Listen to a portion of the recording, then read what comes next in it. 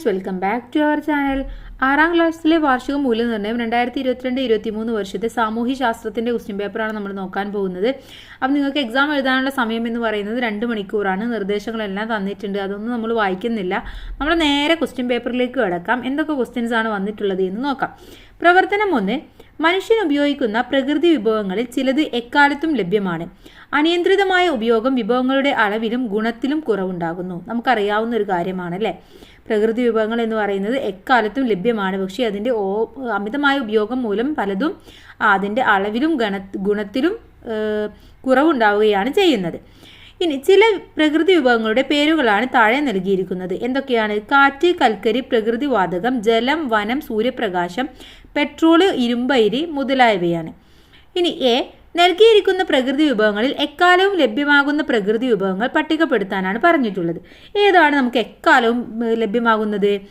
1 കാറ്റ്, 2 ജലം, 3 സൂര്യപ്രകാശം. ഓക്കെ, ജലം, കാറ്റ്, സൂര്യപ്രകാശം, ഇതാണ് നമുക്ക് എല്ലാ കാലവും ലഭ്യമാകുന്ന പ്രകൃതി വിഭവം എന്ന് പറയുന്നത്.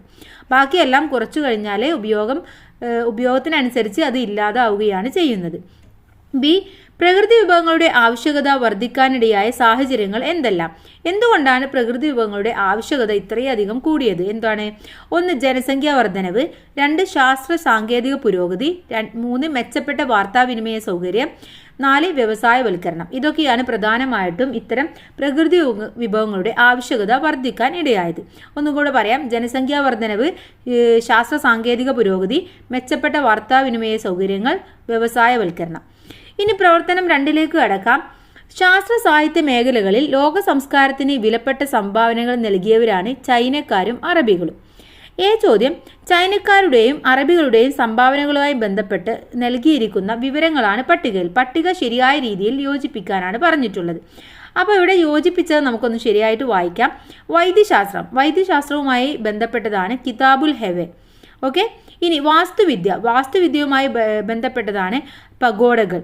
ഇനി ശാസ്ത്രവുമായി ബന്ധപ്പെട്ടതാണ് വെടിമരുന്ന്. സാഹിത്യവുമായി ബന്ധപ്പെട്ടതാണ് 1001 രാവുകൾ. ഓക്കെ.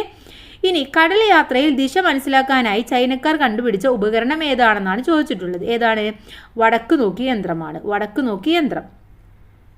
ഇനി നേരെ പ്രവർത്തനം 3ലേക്ക് കടക്കാം. പരമ്പരാഗത ഗ്രാമത്തിൻ്റെയും നഗരത്തിൻ്റെയും ചിത്രം നിരീക്ഷിച്ച് ചുവടെ നൽകിയിരിക്കുന്ന പട്ടിക പൂർത്തിയാക്കുക. അപ്പോൾ ഇവിടെ പരമ്പരാഗത ഗ്രാമം കൊടുത്തിട്ടുണ്ട്, അതുപോലെ തന്നെ നഗരവും കൊടുത്തിട്ടുണ്ട്. ഇനി ഇവിടെ തന്നിരിക്കുന്ന പട്ടിക എന്താണെന്ന് നമുക്ക് നോക്കാം. പരമ്പരാഗത സമൂഹ വ്യവസ്ഥകൾ, നഗര സമൂഹ വ്യവസ്ഥകൾ രണ്ടും തമ്മിലുള്ള ഒരു താരതമ്യമാണ്. ലളിതമായ വേഷം നഗര സമൂഹ സവിശേഷതയാണെങ്കിലോ ഫാഷനുകൾക്കനുസരിച്ച വേഷവിധാനമാണുള്ളത്. ഇനി കൃഷിക്കും അനുബന്ധ തൊഴിലുകൾക്കും പ്രാമുഖ്യം. നഗരത്തിലാണെങ്കിലോ വ്യവസായത്തോടും വ്യാപാരത്തോടും സാങ്കേതിക വിദ്യയോടും ബന്ധപ്പെട്ട പലവിധ തൊഴിലുകളാണ്. ഇനി സങ്കീർണമല്ലാത്ത ജീവിത രീതിയാണ് പരമ്പരാഗത ഗ്രാമത്തിലുള്ളത്. നഗരത്തിലാണെങ്കിലോ അത് വൈവിധ്യവും സങ്കീർണവുമായ ജീവിതശൈലികളാണ്. ഇനി കുടുംബ വ്യവസ്ഥിതിക്ക് ഏറെ പ്രാധാന്യം നൽകുന്നുണ്ട്, പക്ഷേ ഗ്രാമത്തിലാണെങ്കിൽ അണുകുടുംബ വ്യവസ്ഥയാണ് കൂടുതലായി കാണപ്പെടുന്നത്. ഓക്കെ. അപ്പോൾ ഇങ്ങനെയാണ് കൂട്ടുകാരെ ഇതിനെ രണ്ടും താരതമ്യം ചെയ്തിട്ട് എഴുതേണ്ടത്. അപ്പോൾ ഇവിടെ ഒന്നാമത്തെ ഉത്തരമായിട്ട് വരുന്നത് ഫാഷനുകൾക്ക് അനുസരിച്ച വേഷവിധാനം, രണ്ടാമതായിട്ട് വരുന്നത് വ്യവസായത്തോടും വ്യാപാരത്തോടും സാങ്കേതിക വിദ്യയോടും ബന്ധപ്പെട്ട പലവിധ തൊഴിലുകളാണ് നടക്കുന്നത്. ഇനി മൂന്നാമത്തേത് വൈവിധ്യവും സങ്കീർണവുമായ ജീവിതശൈലിയാണ്. ഇനി കൂട്ടുകുടുംബമാണ് പരമ്പരാഗതമായിട്ടുള്ളത് എങ്കിൽ നഗരത്തിലാണെങ്കിൽ അത് അണുകുടുംബ വ്യവസ്ഥയാണ് ഉള്ളത്. ഓക്കെ. ഇനി ബി. ഗോത്ര സമൂഹങ്ങൾ ഒരുമിച്ച് താമസിക്കുന്ന സ്ഥലം ഏതു പേരിലാണ് അറിയപ്പെടുന്നത്? ഗോത്ര സമൂഹങ്ങൾ ഒരുമിച്ച് താമസിക്കുന്നതിനെ നമ്മൾ ഊര് എന്നാണ് പറയുന്നത്. ഊര്. ഓക്കെ. ഇനി പ്രവർത്തനം 4ലേക്ക് കടക്കാം. മധ്യകാല കേരളത്തിൽ പുറംനാടുകളുമായുള്ള കച്ചവടം, പ്രാദേശിക കച്ചവടവും പുരോഗതി പ്രാപിച്ചിരുന്നു.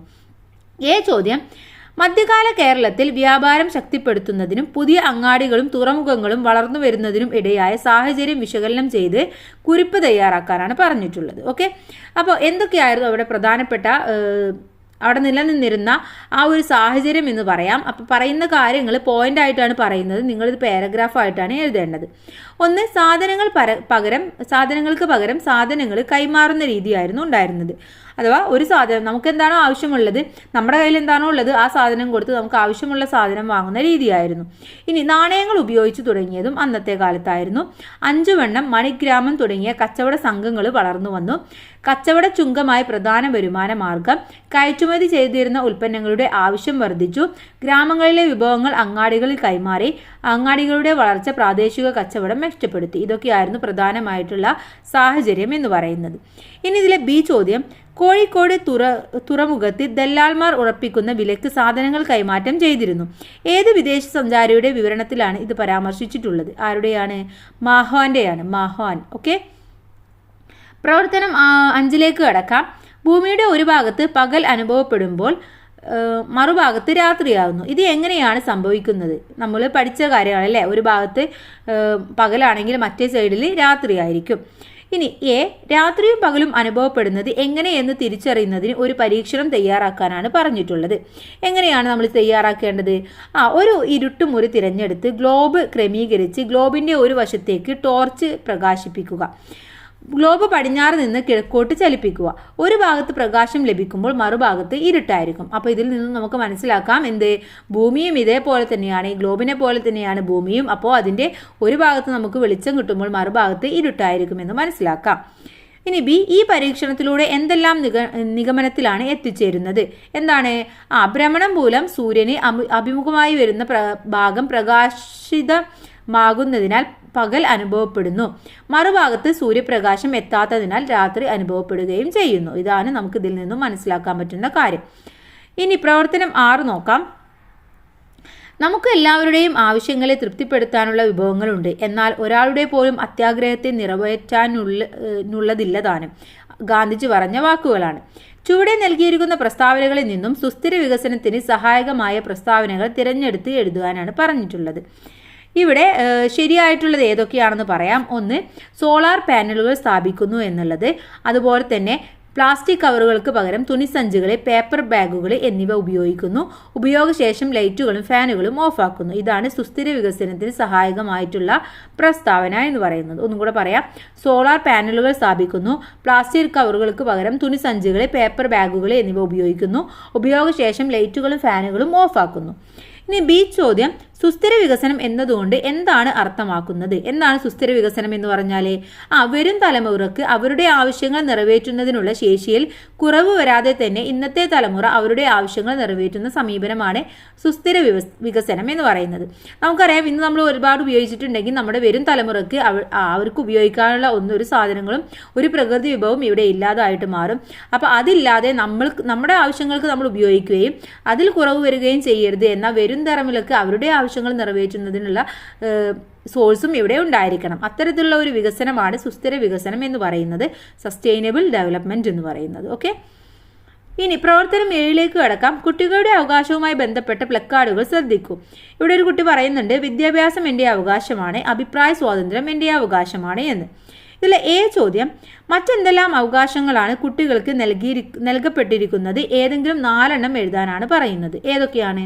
ബാലവേലയിൽ നിന്നുള്ള സംരക്ഷണം, അതുപോലെ തന്നെ 6 മുതൽ 14 വയസ്സ് വരെയുള്ള സൗജന്യവും നിർബന്ധിതവുമായ വിദ്യാഭ്യാസം, പഠനാനുകൂല അന്തരീക്ഷവും അടിസ്ഥാന സൗകര്യങ്ങളും ഉറപ്പുവരുത്തുക, അതിജീവനത്തിനും സംരക്ഷണത്തിനുമുള്ള അവകാശം, മാനസികവും ശാരീരികവുമായ പീഡനങ്ങളിൽ നിന്നും സംരക്ഷണവും പരിചരണവും, പങ്കാളിത്തത്തിനുള്ള അവകാശം, അവഗണനകളിൽ നിന്നുമുള്ള അവകാശം, സംരക്ഷണം, സ്നേഹവും സുരക്ഷയും നൽകുന്ന കുടുംബവും സമൂഹവും ലഭിക്കാനുള്ള അവകാശം. അപ്പോൾ ഇവിടെ ഏതെങ്കിലും 4 നിങ്ങൾ എഴുതേണ്ടത്.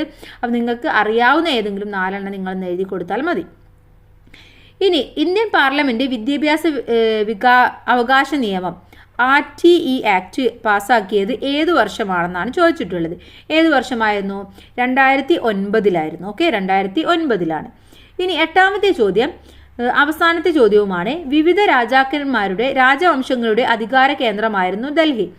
മധ്യകാലഘട്ടത്തിൽ ഡൽഹിയിൽ അധികാരം സ്ഥാപിച്ച രാജവംശങ്ങൾ ഇന്ത്യയുടെ മറ്റു ഭാഗങ്ങളിലേക്കും സാമ്രാജ്യ വിസ്തൃതി വ്യാപിപ്പിച്ചിട്ടുണ്ട്. ചോദ്യം ഡൽഹിയിൽ അധികാരം സ്ഥാപിക്കുക എന്ന ലക്ഷ്യത്തോടെ മുഗൾ ഭരണാധികാരികൾ സൈനിക ശക്തി മെച്ചപ്പെടുത്തുന്നതിനായി സ്വീകരിച്ച മാർഗങ്ങൾ എന്തൊക്കെയാണെന്നാണ് ചോദിച്ചിട്ടുള്ളത്. എന്തൊക്കെ മാർഗങ്ങളിലൂടെയായിരുന്നു അവർ ആ ഒരു സ്ഥലമെല്ലാം വെട്ടിപ്പിടിച്ചിട്ടുണ്ടായിരുന്നത്? ഒന്ന്, വെടിമരുന്ന്, പീരങ്കി എന്നിവയുടെ ഉപയോഗം, അതുപോലെ തന്നെ വലിയൊരു സൈന്യം അവർക്കുണ്ടായിരുന്നു.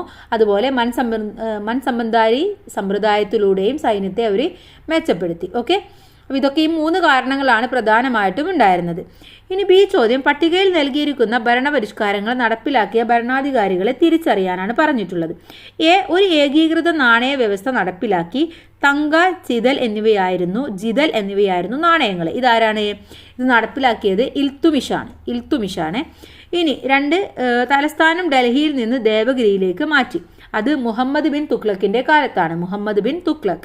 അപ്പോൾ ഇത്രയുമാണ് ഈ ക്വസ്റ്റ്യൻ പേപ്പർ എന്ന് പറയുന്നത്. വളരെ ഈസി ആയിട്ടുള്ള ക്വസ്റ്റ്യൻ പേപ്പർ ആണ്. അപ്പോൾ കൂട്ടുകാർ ഇതിൽ പറഞ്ഞിട്ടുള്ള എല്ലാ ഭാഗങ്ങളും നന്നായിട്ടൊന്ന് വായിച്ച് മനസ്സിലാക്കുക. എല്ലാ കൂട്ടുകാർക്കും നല്ല മാർക്ക് തന്നെ സ്കോർ ചെയ്യാൻ കഴിയട്ടെ. Thanks for watching.